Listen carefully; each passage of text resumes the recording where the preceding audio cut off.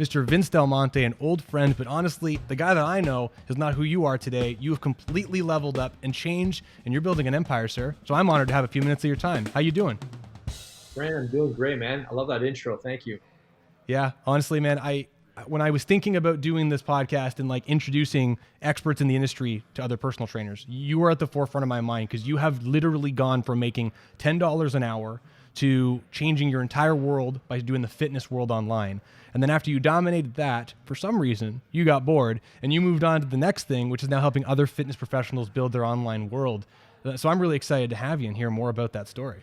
Yeah, you can only talk about what's better, the leg extension or the squat, for so long before you're getting too many haters. Which is what's funny about that is that's where I met you. Like talking about that is I met you in an RTS class with Peter Chason, the late Peter, Yeah. which I think is, really a testament And, to your story that you've and constantly always been challenging yourself and pushing yourself yeah, forward.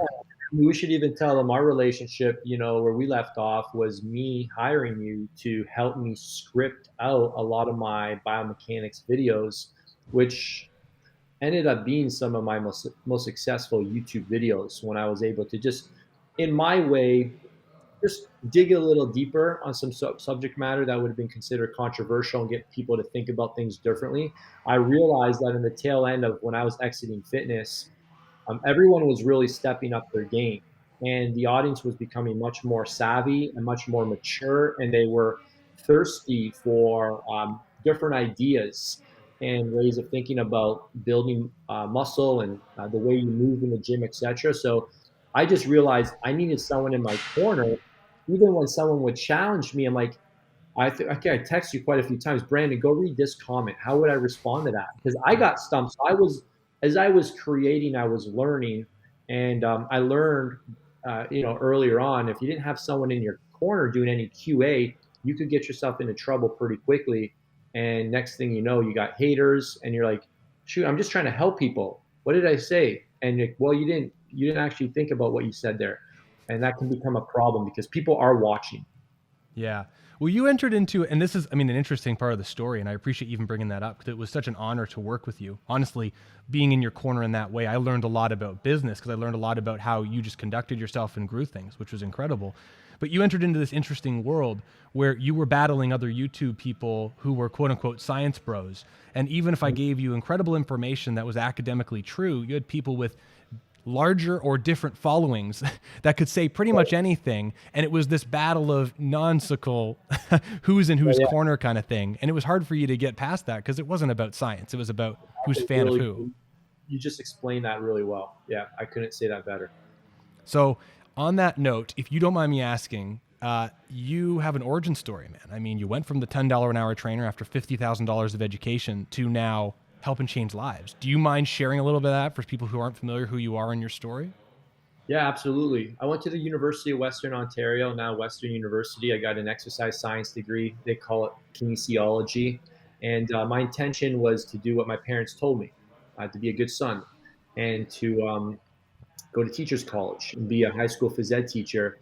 And I saw nothing wrong with that. I was actually quite excited to do that. And somehow I missed my cutoff by 1%. I couldn't get into teachers college by 1%. And that's because I was an average student. I struggled. I had tutors all through high school.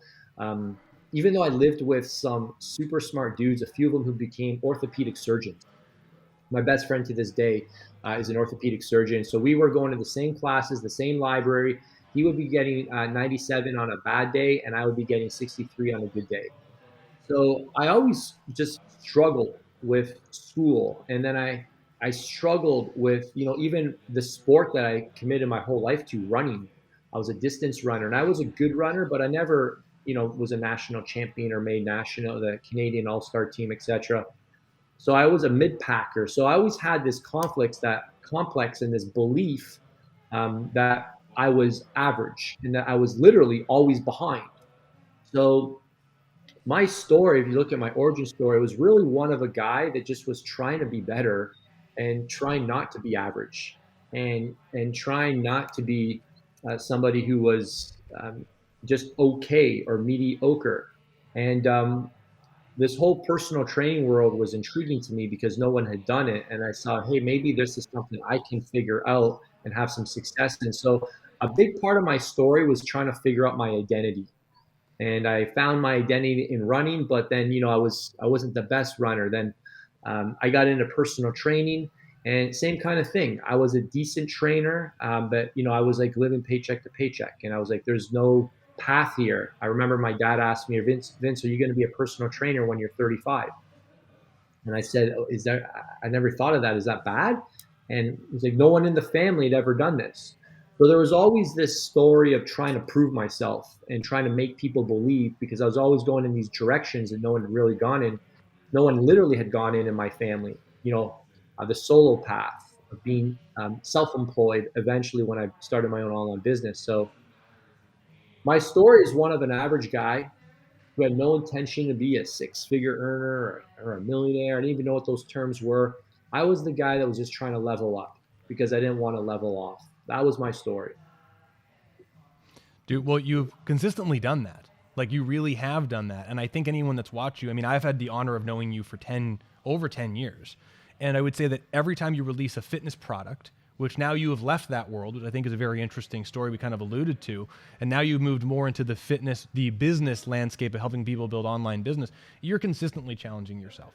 And I think that's inspirational. Like, I mean, speaking personally to you, that's what inspires me about you, is that I've seen you become a better communicator on camera. Like, you're consistently everything challenging yourself and hiring the right people to push yourself to that next level. In fact, I watched an interview with Bedrock a few years ago, and he talked about you with the tenacity that you had and how you approached things and how you were like extremely overconfident at the beginning. And he said, hey, try this. And he talked about you being at an event. I don't know if you remember this, and let me know. He talked about you being at an event, and he gave you like a script or something to say to set up your first mastermind event, I'm pretty sure. And you went around the room, and you worked the room, he said, and you build out this event. Do you remember what he told you to say and how this kicked off the entire journey? Yeah. So I hired Bedrock for business coaching to start my mastermind 2017. And I was coming to the tail end of my fitness stuff. But he said, why don't you have a mastermind? You're the only guy who's built up multiple seven-figure fitness businesses. You're the OG of online fitness marketing. You've been doing this since 2006. Why don't you have a mastermind? And I actually told him I did back in 2010, but it failed in the end. And I don't share this story very often. What happened was I had a bunch of guys approach me. They were competitors, and they said, Vince, will you run a mastermind for us? We'll pick up the locations, we'll recruit the guys, and we'll all pay you 10 grand each. I'm like, that sounds like a pretty good deal. And I was like, what do I teach? They said, just tell us what you're doing. I'm like, that was kind of weird to me. I'm like, aren't we competitors? But I'm like, okay, I'll do that. So the first two, I blew them out of the water. Out of the 10 people in the room, some of them are famous right now. Over half of them became millionaires in 1 year. In 1 year, half of the group had seven-figure businesses. On the third event, we were in Florida somewhere in the Keys, and I never had anybody teach me how to renew people into a second year. And I heard somebody say, you should bump the price up. And I think that was yeah, I should bump the price up. I said, we're going to go for a year two, guys, and it's going to go up to 15 grand next year. But what had happened was these guys caught up to me really quickly in 2010. And we were supposed to go out for dinner, and they said, Vince, we want to talk to you. These 10 guys who become close friends of mine, many of them are very dear friends to this day, still put me in a hotel room and said, Vince, none of us are renewing next year. And we want to tell you why. And they said, you blew us away in Mastermind 1, Mastermind 2, but we all caught up. And you kind of just showed up at this last one. And I realized I didn't know what I was doing, like in terms of how to lead. I was just sharing, but I wasn't like learning fast enough to stay ahead. And that was really demoralizing to me. So I just went back to doing my own thing. And that was the end of my experience with running a mastermind in 2010. So now fast forward 7 years, Bedrock is asking me, why don't you have a mastermind? And I told him this story. And, we had to get through some limiting beliefs. Baby, Daddy's recording them. Yeah, later tonight. And I'll have to. The reality of a home entrepreneur with a beautiful family. Yeah, yeah, she's not leaving until she gets her word in, and she did. So Bedros, back to the story, was asking me, why don't I help you? Why don't I coach you? You know, you've hit this glass ceiling. You're upper limiting. You don't believe that you can do this and you can do all this, but it's because you don't have coaching. You don't have guidance. And I said, okay. Now, there was another failure. There's quite a few failures, but there was another one between 2010 and 2017 that created a lot of trauma as well. And that was hiring these gurus to try and run my Facebook ads and my wife's stuff to the tune of $50,000. And it took us a full year to figure out that they were actually con artists, like legitimate con artists. We didn't even have their information. That's how stupid uh, I was to not even get their actual information. And just after a year, it just dawned on me that we'd done all of our calls on Skype, and I didn't have their address. When I went to a lawyer, he said, "Yeah, we can file, no problem. What's their address?" I'm like, "I don't even have it." And I'm like, "How moronic am I?" And all these things. This starts to, like, this is the trauma that starts to show up from, like, see, you're going to always be average. See, you're never going to be a great business owner. See, you're always going to be behind. So those are the lies that I've been telling myself all through my running days and since my school days, and that's shown up in my business. So now I don't have the confidence to invest in myself and to give Bedros $50,000, although he'd already helped me hit my first million back in 2010 when I joined his first mastermind. I was scared. I was scared that I was going to fail again. If I can't get this straight, I'm the OG of online fitness marketing. If this fails again, and he gave me a book to read. It was called The Big Leap by Gay Hendricks. Mandatory reading for everyone. And essentially, I realized that I was upper limiting. And it talks about your zone of genius. It's like, this is your zone of genius, but most people don't step into it, because if you fail at your zone of genius, you're the ultimate failure.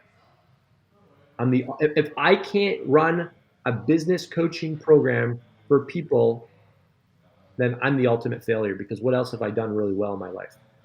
So that was the fear.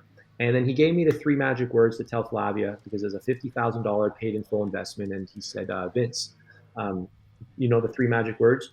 And I said, no. He goes, well, go tell your wife these 3 things right now. Trust me, baby. Trust me. And that was it. So I went into the kitchen. I told Flavia, trust me, baby, we need to do this. We got the 50K, we wired it over, and then that was the beginning of him. The next, I think, day, we scheduled a call. He gave me the script. This was like on a Monday. He gave me the script on a Tuesday or Wednesday, and then the mastermind was Friday, Saturday, Sunday. And I did the pitch on the first day to the group, and 15 guys stood up. It was an $18,000 mastermind. 15 people stood up, came to the front of the room, and signed up. So it was, I don't know, $300,000 lunch hour. And that was the start of the 7-figure mastermind. That's incredible. Now, do you remember, whatever you're comfortable sharing, like the gist of the script of what it was you said that kind of coerced everyone? Because obviously you have the accolades of success, but obviously there's a, hey, this is $18,000.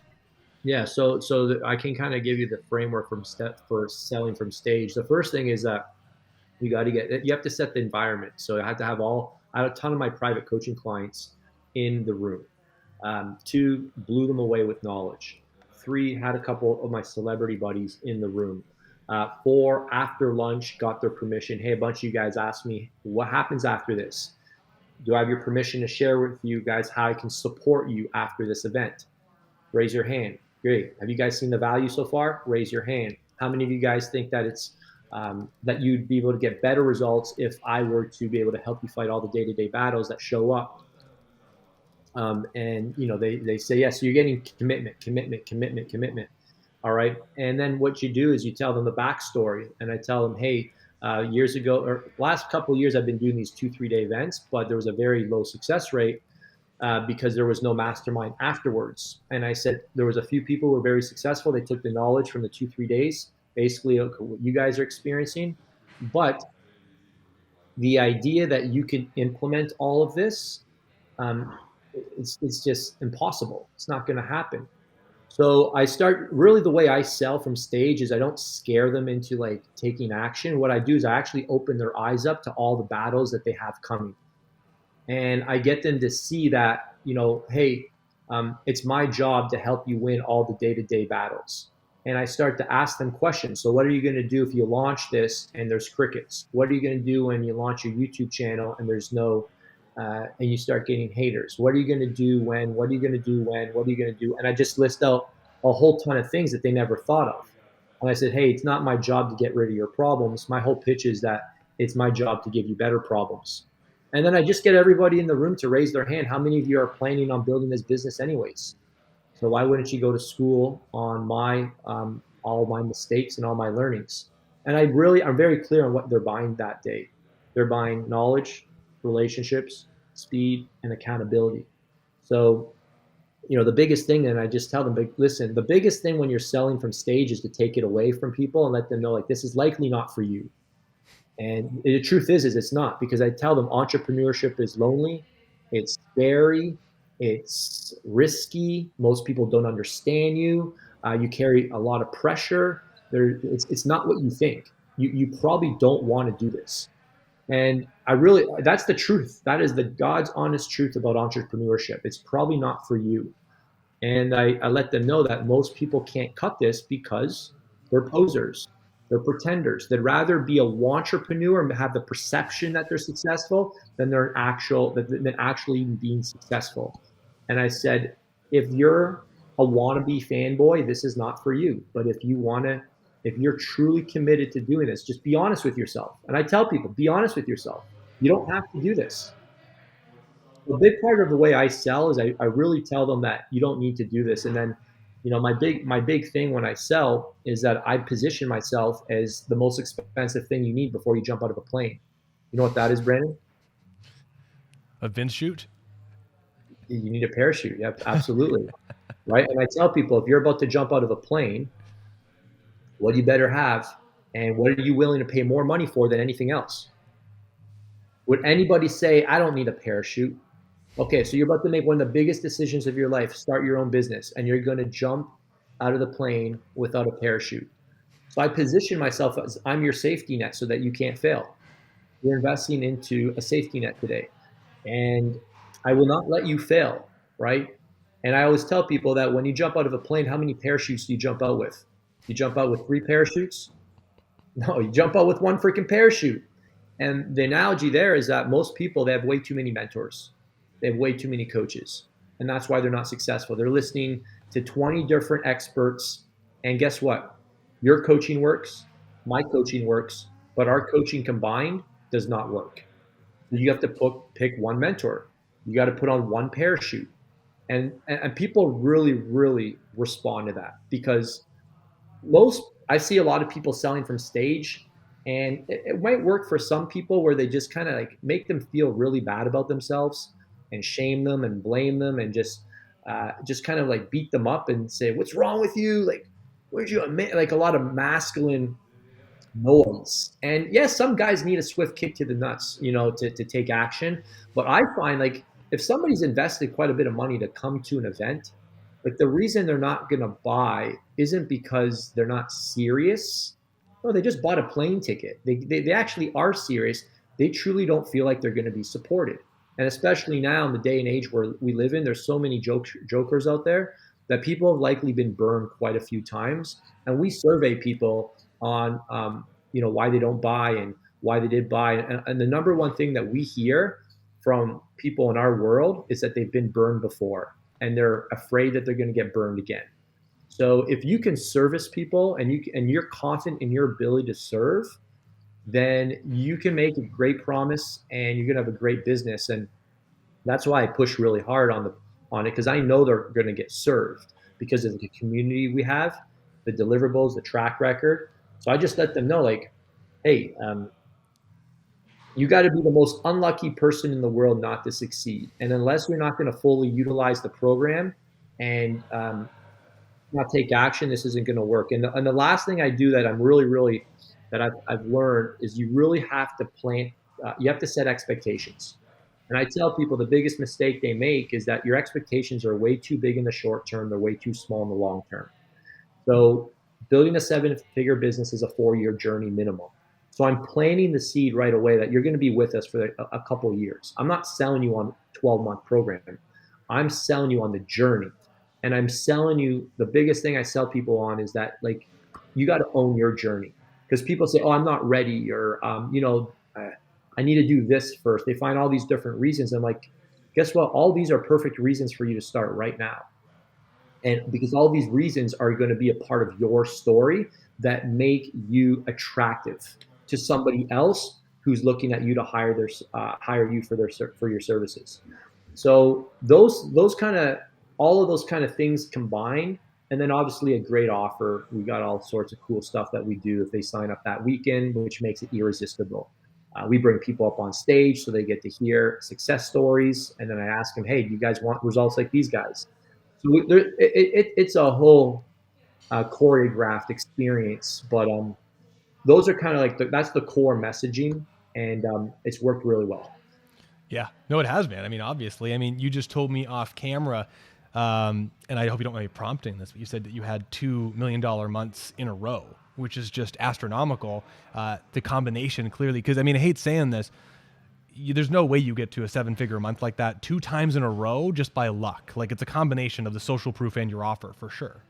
2 separate times. One was actually on a weekend, so they weren't back-to-back months. One was from all of the revenue that came in from our recent event, which was an accumulation of 2 different coaching programs, ticket sales, as well as recordings of the event, as well as virtual tickets for the event, sponsors. It was a whole list of, there's 10 different things that led to that, which was a really, really cool experience, because I'm like, maybe I should just stop doing everything I'm doing and just do events. Because this one event, and I just started thinking, like, imagine I just stopped all the lead generation I was doing and I just promoted an event. I stopped trying to book calls, and all we did was just, hey, we're doing events. Come to the next event. Come to the next event. And that became, and I don't know if maybe I got to think about this a little harder, but yeah. Anyways, I'm thinking about it out loud right now. I'm like, why don't we just replicate that model, because it worked really well. Maybe we have to edit that out so we don't give away too much candy here, man. But I think that's a great idea. It's all right. Yeah. I do have a question for you, and I want to try to get you into some of your nerdier stuff, because you got some great proprietary things I'm excited to talk about. But I wanted to give you a quick little lesson that you subconsciously accidentally gave me one time that changed everything for me. And I was sitting in your old house in Hamilton, and we were going through some nerdy exercise stuff, trying to like set up. I can't remember. I think we were calling it mass mechanics at the time, but it became something else. And I remember talking about, you asked me a couple of questions about my business, just very softly. And you kind of like, you were in the kitchen doing something, and you stopped and looked at me and you went, see, this is why science guys like you have a hard time growing your business. And you went back to doing your thing. And I was like, what?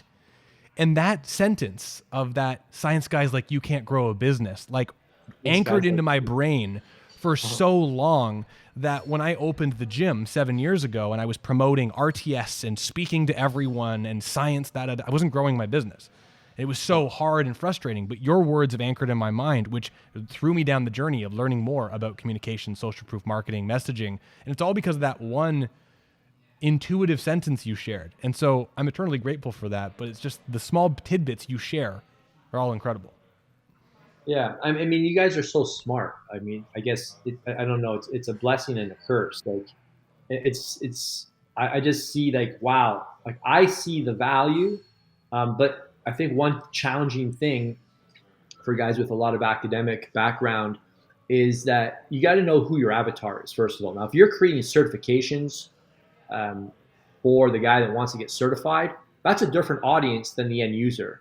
I think one of the biggest mistakes like our clients make, and this anybody who's an online fitness coach makes, is that their content is too technical. I read it and I'm like, this is good content for a certification program. But for the end user, if you look at the biggest brands in fitness, you just use V-Shred. Those guys are in the same mastermind that I'm in. And they're getting, they're valued at $800 million. Like just some people wouldn't even believe that.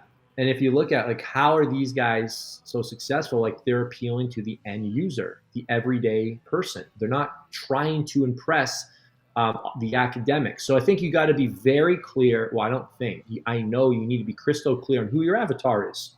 Technical information is good for people that need technical information. But if you're trying to grow an online business, you really need to dumb it down and make it super simple.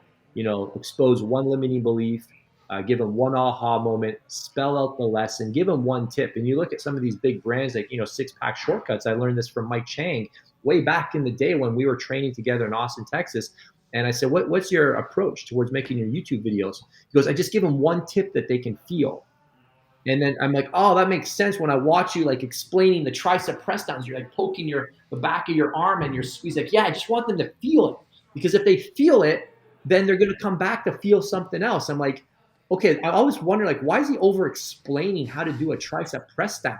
Like, don't people know that at the bottom of the movement, you just squeeze your arm? He's like, no, people don't know that. People don't know that. So then they come back to my channel and they say, oh, that one tip you gave me to squeeze the muscle at the bottom, oh my gosh, my triceps are growing. So he just understood how to simplify stuff for us that's like just like so basic, to where people are having all these breakthroughs in the gym. And that's why their channel's way bigger than the technical science guy.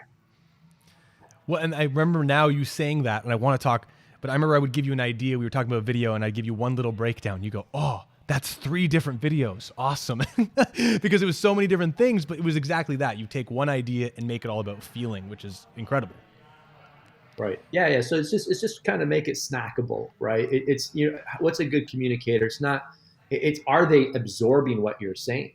Right. Yeah. Are they actually taking it away? And I think that's one of the hardest things for content creators too, is to simplify and to have just simple takeaways and lessons. And if you look at great communicators, especially pastors, like their points lane, you feel like they're speaking specifically to you. I mean, that's a skill set that takes years and years to become better at. So it just comes down to, I think I have a simple framework around creating content, and I'm happy to share it with you. But the very first thing is to figure out, who are you talking to? So have an avatar. All right. And then the second part of your content framework, a caption, would be, what's the limiting belief that this avatar has? And you're not trying to expose 20, it's one. So what's their objection? All right. And then 3, the third part, is to story tell, because facts tell, stories sell. And that really resonates with me, because people aren't going to remember your information. But if you tell them a story about, maybe I'm trying to explain how lifting lighter builds bigger muscles, and I talk about a story when I lift heavy, all I did was have a sore back and I was limping to school. And, there's a whole backstory. And I was paying, $500 a month in therapy. And I used to always have an ice pack on my shoulder. People remember those visuals. And it wasn't until I learned from the certification that it's not what you lift, it's how you lift. And then, you finish it. That's the aha moment. So the third part of the caption is an aha moment. And the best communicators are the ones that can make it really succinct. They can make it pop. So you have a one-liner. It doesn't matter how many reps you do if they all suck. That's a good quote. And you and I both know where that line comes from, right? So that comes from our education, though. So I think good communicators are very educated, so they can explain their ideas in ways that are memorable and that are shareable. So when you have this framework, you start to strip everything out but the one idea you're trying to land. And then finally, you create a CTA that's built around that aha moment. So, hey, if you're ready right now to learn about how to build bigger muscles with baby weights, we'd love to share with you our plan to do that. Schedule call below or whatever. But it's all now in alignment. So now when you're creating your content, every piece of content is for a specific avatar within your world. And this is how people start to see that, oh, wow, I had this belief. Now I have this belief. And your job as a content creator is to break beliefs. I always say there's no such thing as bad leads, just people with bad beliefs. They don't have your beliefs yet. Once they believe the same thing, then when you make the call to action, they're inclined to say, yeah, I'm on board. Yeah, I'm totally all down for building muscle with lighter weights. I can't lift the heavy stuff. I only get hurt. I'll get on a call and see how this works for me. Love it. So on that note, I would say that's one thing I think you're an expert at, because there are several competitors at your scale right now trying to do a similar style product. But one thing that I see from you more so than any of the people who are lateral to you specifically, Vince, is you give everyone the impression that they can do what you can do. Like, you take a picture and you have the Bentley in the background. Like, you're not like ostentatious, but it's there. Like, hey, like, this is, You can do what I can do. All you have to do is you got to figure it out and you got to level up. And you've consistently done that to give everyone the power and belief that they can do what you can do. So if you don't mind, Vince, I'd love, the 7-figure mastermind, you've created an incredible product. What are you most excited about with what you've created that differentiates you from everyone else? The community. Community. If you came to the Facebook group, if you didn't come to a single group call, you didn't do a single one-on-one call, you didn't come to our live events, you didn't go through the portal, you didn't come to office hours. If the only thing you did was hang out in our Facebook community, your income would skyrocket. So this wasn't by accident. When I launched the group, we had a Facebook group and it was crickets. It was dead. And I was so frustrated. I'm like, why are these guys not posting? And somebody said the simplest thing to me, like, why are they not? I said, why are they not engaging? Why are they not engaging? And somebody says, are you engaged? I'm like, no, I was not posting at all. So someone gave me the idea, why don't you just start giving away what's working in your business every single day and get really far ahead of them and just start to inspire them by taking action. So I just started putting up this thing we call gives. And I would just give, hey guys, here's a little screen share of a post that I just did. This one just crushed it. Or hey guys, this video here is going viral right now. Look how I did the title. Look how I did the thumbnail. Hey guys, this series right now is blowing up. Look how we built it around this like enemy that we're attacking. What's your enemy? So I just started giving really tactical advice, and all of a sudden, people started engaging. And the next thing you know, other guys started posting gives. So in our Facebook group, we probably get at least 5 to 10 good quality gives every single day, where guys are like literally coaching the entire community. So I think what we have is that's because we always ask, we do testimonial videos and we ask them, what was the number one thing that you got from this program that you did not expect? That's a good question, by the way, when you're doing interviews. I hope everyone caught that. And because then you'll find out like what people really like about your program. Everybody says the community. And then the big thing about our community is we have the big guys always giving as well. It's not like just the beginners. And what I do privately is I'll private message a big guy who sends me a private message, and he just did a 450K a month. And I'm like, hey, bro, can you go back in the group and share your top 3 lessons for the rest of the group? So I am teaching my students to be go-givers. All right. This group is not for you to come take. This group is for you to make better. So I position the whole masterminders around like it's your job to make this place a better place. If you don't give to this community, you're letting us all down. That's not typically something you hear somebody say to somebody who just paid you a lot of money. But that's the culture that we have.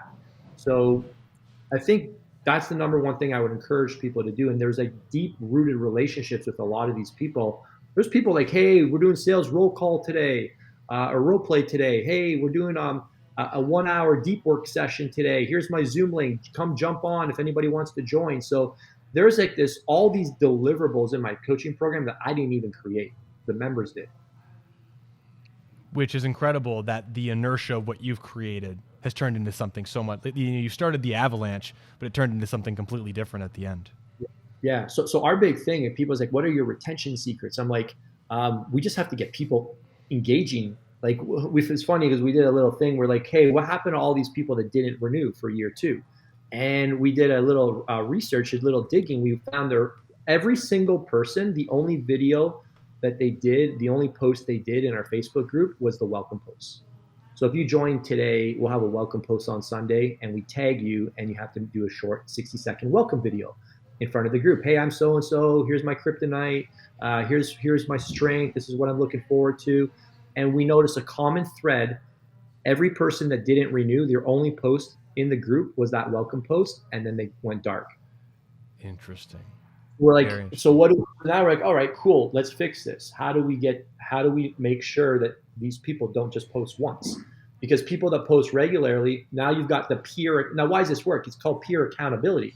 There's 3 types of accountability. There's coach accountability, self-accountability, but the most powerful one is not wanting to disappoint your buddies. It's like a bunch of us say, hey, let's do 75 hard together, Brandon. It's like you, me, a couple other buddies. We're in the same small Facebook little text message group. You don't want to be the one guy after 7 days saying, I'm bowing out. And because they're in front of their peers, the pressure to step up, it has a different, like a really positive influence.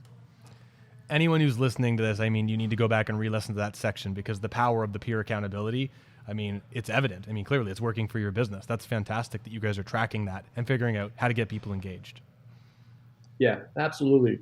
And I think that's it. People want a sense of belonging, right? And another big thing we've realized is that when people are buying high ticket coaching, they're buying four things. We call it the 4A factor. So they're buying attention. So they want attention. They want it. So when they're doing a win, they want people to know that they're winning. If they're giving, they want to be known as a go-giver, right? They want to be seen. Hey, look, I'm valuable, and it's just not about how much I make. Another thing is affirmation, right? They want respect from their colleagues. They want respect from their coach. Another thing they want is access, right? So our big dogs, they're engaging with the new people, which is pretty cool. Like, I didn't think Frank would be in the group posting. Like, Frank posts more than everybody. Frank's our top guy. Yeah. And oh my gosh, Charlie Johnson just responded to one of my posts. Yeah, people are surprised. Like, how do you think these guys became successful? They became successful because they gave first, other people gave back to them, and now they continue to do it because it's the thing that creates the right environment, the right culture, and it's who they are. So people start to see, this is what I'm supposed to do. And then the fourth thing is accountability. You know, you can't get that, in a course or, on YouTube videos, but in a group, we do all sorts of things for people to stand up and say, hey, did you do it? Are you on track? Or are you off track? And if you're not, let's support you to get back on track. So that's the stuff that is the magic that makes people get results.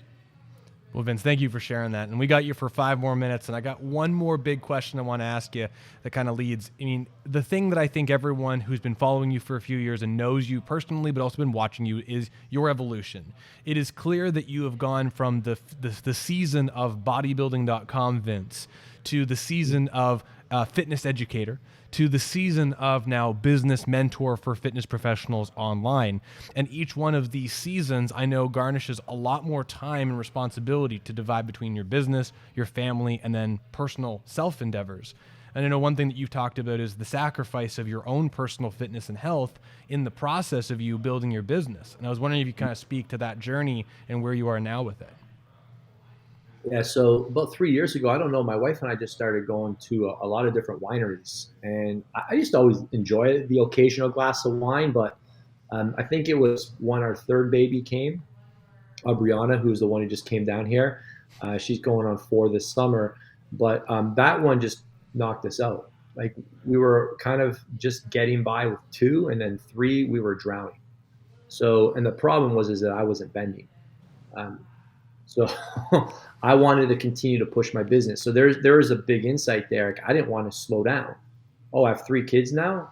What do you mean I have to slow down? I want to keep pushing. I want to keep growing. And I was trying to grow my business, and I didn't have capacity. I was a bit off way more than I could shoot. And I forgot that I had family duties and fatherly responsibilities that you just have to own. You don't. There's no amount of money that gets you to skip these or to avoid these. Like, you don't get to a point where, like, you just don't get to do certain things. Like, you can't pay someone to raise your kids or to be attentive or to be engaged. Like, you can't outsource all this stuff. Like, you can't schedule this in. Hey, I'm going to do quality time for 15 minutes with my kid. It doesn't work like that. So, or else if you're gonna try that, good luck. You're gonna need it. So what happened was I went to a beverage that would reduce stress in the evening, and that would calm me down, and that would put me on the couch, and that would help me disconnect. But that led to, comfort leads to complacency, and now it leads from compromise. So, anyways, long story short, I got into some really it wasn't like overnight, but like next thing you know, after like 3 years, I was like a lean 205, ripped, muscular for a couple of years in the tail end of my fitness videos. A couple of years later, I'm like close to 230 pounds. I'm like, I've got a freaking massive gut. Where the heck did this come from?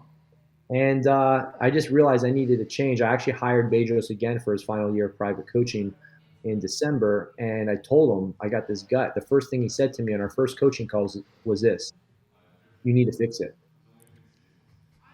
That's all he always says. He says, you need to fix it because it's creating imposter syndrome, right? There's no authority in your voice anymore. When you know that you're lying to yourself every day, you're making excuses, you're negotiating, you're choosing pleasure over purpose every single day, then you're not going to be able to command the respect from anybody because you don't even have respect for yourself. I read the book, The Big Leap. I said, what should I do? And he said, you should do the project probably at some point this year, but you need to do something. And I said, I need something extreme. I've already tried a bunch of programs. I just drop off after 3 weeks. He's like, so I said, what do you think of 75 hard? He said, yeah, do it. And I got a group of guys. I said, I'd actually tried it before twice on my own and I'd failed. So this time I actually rounded up some guys I did not want to disappoint, and we did it together and knocked down. I went from 226 to 205 in 75 days. 150 workouts, no alcohol, no treats, 10 pages of reading a day, 4 liters of water a day, and the progress picture every day. And I did it in the wintertime here in Canada. You know what it's like here. So there was nights I was going out at, it was like minus 20, minus 30 degrees outside to get the second workout in because one of the workouts has to be outside 45 minutes. It was probably one of the most rewarding things I've ever done in my life. It's amazing. And if you don't mind me asking, how do you plan to maintain this juggle between your business's growth and now staying healthy? Yeah. So I have me and my brother launched a new program. It's kind of my way back into fitness. It's called Men of Bedrock. It's really neat. So we're helping. It's a 12-month program, but it's kind of our version of 75 hard. So there's 11 rocks that we help men put in their life over the course of the year. And in the first phase, we call it the first peak because there's 3 peaks. It depends how high you want to climb on the mountain. The first peak focuses on foundations, which is your body, your nutrition, and then owning the night, the 30 to 60 minutes before you go to bed, and stacking wins in the first 30 minutes of the day. So I have a couple things that I commit to each week. One is 70,000 steps because that walking really, really helped me stay lean. So 70,000 steps a week. My morning routine's built around quiet time. I take a progress photo. I start with 2 liters of water, and then I send 3 gratitude texts. Now that's the first 30 minutes of the day, and I have a set wake up alarm. And this is crucial. Regardless, Monday to Saturday, it goes off at the same time, no matter how late you get up. And the whole thing is to get your head out of bed within 1 to 2 minutes max. So to not negotiate with the pillow and to keep that commitment to yourself. It doesn't matter if it's 4:30 or 5:30. What's important is that whatever time you say you're going to wake up at, you wake up at, or else you're already starting the day hitting the L domino instead of hitting the W domino. So we found that when you can control your evening, and we have a shutdown time, no phone zone for the last hour of the day, Nice. No phone zone, then you have to get your workout clothes ready for the next morning. And Adrian, my brother, he wrote a full-blown journal. And then you journal at the end of the day. It's really light, just like thoughts from the day. And you write down 3 wins from the day. And then you project 3 wins you're going to have tomorrow. And that's how you wrap up the day. And then you just disconnect from work the final hour. And this evening time and morning time thing, like we did a little cohort. We got 25 guys in the group right now. Like they're all like, holy crap, this is like literally after 1 week, like people are starting to see like this is harder than I thought, but this is what I want to get control over. And if you can control those 2 areas of the day, then you're going to set the tone for the rest of your day, your workout, your steps, your nutrition. And I'm following the Men of Bedrock protocol right now. That's awesome. Vince, that's awesome. Listen, Vince, we got to put a pin in it today. I want to say one last thing, and I have one tiny quick question for you. I'm eternally grateful for our relationship. I am sad for your success only because you're so busy and now moving away that we can't hang out and work out together, and I do miss that stuff. but I'm excited for you because you completely changed your life and you're changing the lives of so many people. It's incredible. So thank you for your contribution. And my question to you, my last 1 minute question, you are the master of sound biting things and getting things organized into concise little packages. If you were going to give a bunch of trainers a quick sound bite to try and help their career right now, right today, what is the first thing that comes to your mind?